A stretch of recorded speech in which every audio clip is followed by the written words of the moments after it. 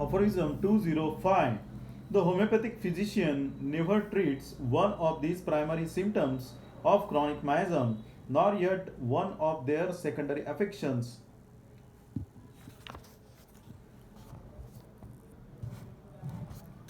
that results from their further development by local remedies, neither by those external agents that act dynamically, nor yet by those that act mechanically, but the cures in cases where the one or the other appears, only the great miasm which they depend whereupon its primary, as also its secondary symptoms disappear spontaneously.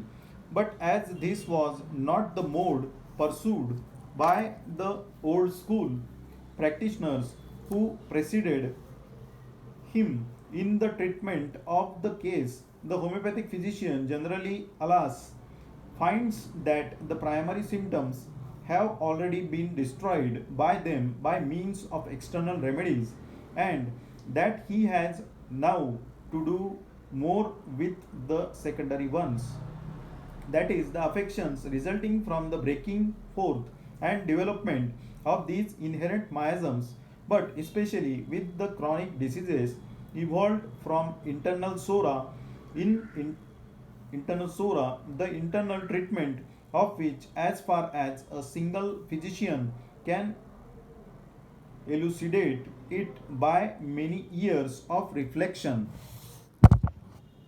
observation, and experience, I have endeavored to print out in my work on chronic diseases, to which I must refer the reader. Explanation. In this aphorism, Dr. Henneman has given idea about natural similar treatment. The homeopathic physician never treats one of these primary symptoms of chronic miasms, nor treats the secondary affections of miasms that results from their further development by local application. These local remedies will neither be external agents that act dynamically and nor those that act mechanically. Homeopath cures only the great miasms, the one or the other appears in the case. By treating miasms, primary as well as secondary symptoms disappear spontaneously. But this mode of treatment is not followed by the old school practitioners who has previously treated the patient. But when homeopathic physician generally finds that primary symptoms have already been destroyed by them by local application, so he has to deal with secondary symptoms only. Secondary symptoms are affections which are resulting from the breaking forth and development of these inherent miasms. But in chronic diseases, when these secondary affections evolved from the internal sora, treatment of this internal sora, single physician can treat it on base of his many years reflections, observation, and experience. Master Henneman has taken great effort in his work Chronic Diseases. He advised to refer that. Footnote 118. I cannot therefore advise, for instance, the local extirpation of the so called cancer of the lips and face, the product of highly developed sora, not infrequently in conjunction with syphilis, by means of the arsenical remedy of Frere Cosme, not only because it is excessively painful and often fails, but more for this reason, because if this dynamic remedy should indeed succeed in freeing the affected part of the body from the malignant ulcer locally, the basic melody is thereby not diminished in the slightest. The preserving vital force is therefore necessitated to transfer the field of operation of the great internal melody to some more important part, as it does in every case of metastasis. And The consequence is blindness, deafness, insanity, suffocative asthma, dropsy, apoplexy,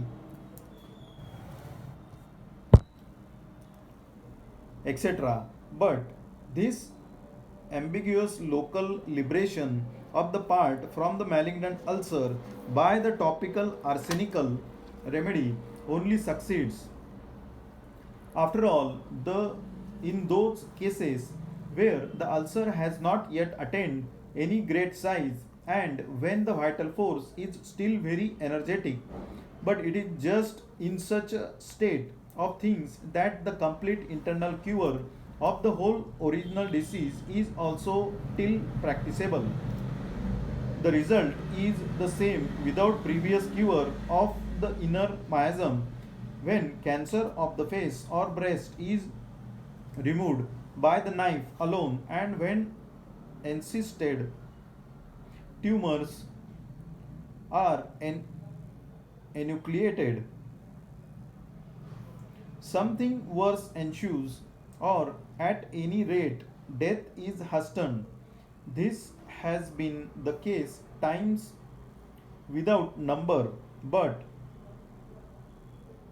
the old school still goes blindly on the same way in every new case with the same disastrous results. Explanation of footnote 118.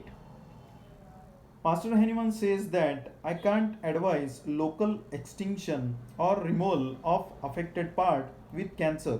For example, cancer of lip, cancer of face. This pathological affection is nothing but the product of highly developed sora, frequently in combination or co-occurrence with syphilis. By giving arsenic or arsenical remedy, not only because of it is extremely painful, but it is more dynamic remedy, potential to free of the affected part of the body from the malignant ulcer locally. The basic functioning or the mode of action of remedy is not diminished even slightest for preserving vital force. Preservation of vital force is necessitate to transfer the field of operation action of great internal remedy to some more important part as it does in every case of metastasis. Consequences of such a pathology may be blindness, deafness, insanity, suffocative asthma, dropsy, apoplexy, etc. etc. But this confusing process of liberation or feeling of the local parts from the malignant ulcer can be done successfully by the local application of arsenic remedy only when ulcer has not yet attained any great size and when the vital force is still energetic and the whole disease in such a state that the complete internal cure of the original disease is possible practically, but result may be same when it is treated without curing the inner miasms where local affected part like face breast is removed by surgery and the tumors get worse or death rate is hastened. Even though such a cases happens infinitely, the old school goes on blindly on in the same way in every new case with the same disastrous result.